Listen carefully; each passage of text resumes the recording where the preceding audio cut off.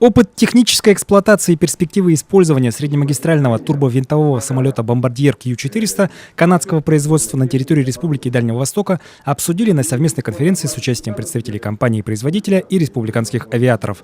Авиакомпания «Якутия» является одной из первых эксплуатантов Q400. На данный момент в ее воздушном парке 3 таких самолета. Только за 2013 год на них было перевезено более 75 тысяч человек. Тем не менее, за период эксплуатации в условиях низких температур были выявлены ряд технических недочетов. Промерзание гидравлики шасси, клапанов сброса жидких отходов и датчики герметичности дверей.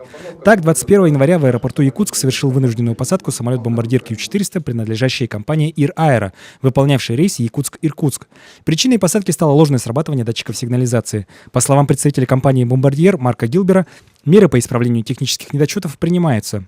Самолет сертифицирован авиационными властями Канады для эксплуатации при температурах до минус 54 градусов. В последние 2 недели здесь, в Якутске, работала команда наших специалистов. Проводились работы, замеры, получались данные для того, чтобы получить подтверждение от российских авиационных властей и разрешение на сертификацию, а также эксплуатацию самолета Q400 при температурах минус 54 здесь, в России. Эти проблемы в течение времени выявлялись, и мы надеемся, что эти проблемы будут решены.